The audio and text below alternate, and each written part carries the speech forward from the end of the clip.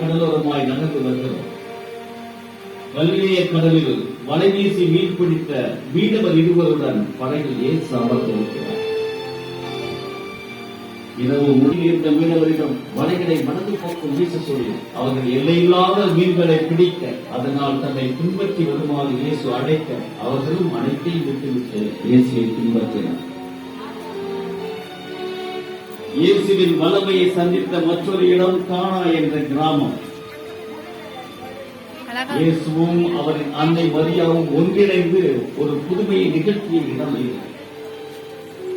திருமண விருந்தில் ரசம் தீர்ந்து போக, திருமண வீட்டாருக்கு அவமான எடுத்து ஏற்படாமல் தண்ணீரை காட்சி ரசமாக மாற்றி விளங்குவது யோர்தான் ஆறு.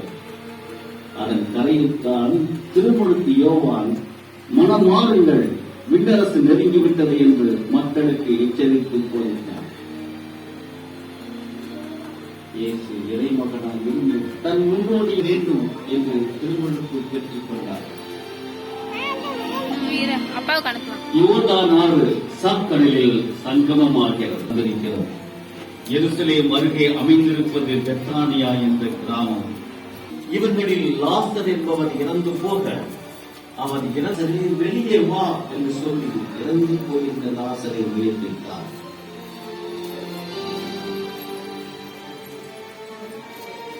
யோர்தான் ஆற்றங்கரையில் அமைந்திருப்பது எரிகோ நகர்.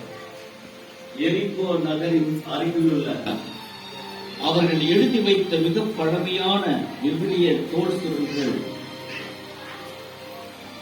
பூங்கான் குகைகளில் சிறு வடிவம் இங்கு வைக்கப்பட்டிருப்பதை நீங்கள் காணலாம். அடுத்திருக்கின்றோம். இதன் நீரில் உப்பின் அடர்த்தி மிக அதிகம், 30. இது ஒரு எளிய முயற்சி.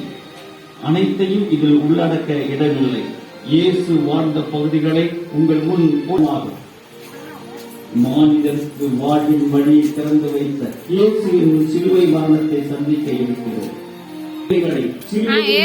இயேசுவின் பாதத்தில் இப்போது சமர்ப்பிப்போம்.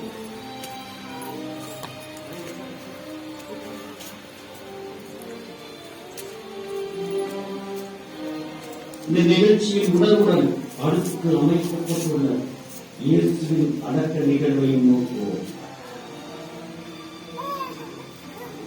யாரின் இழப்பு இழப்பாக முடியவில்லை.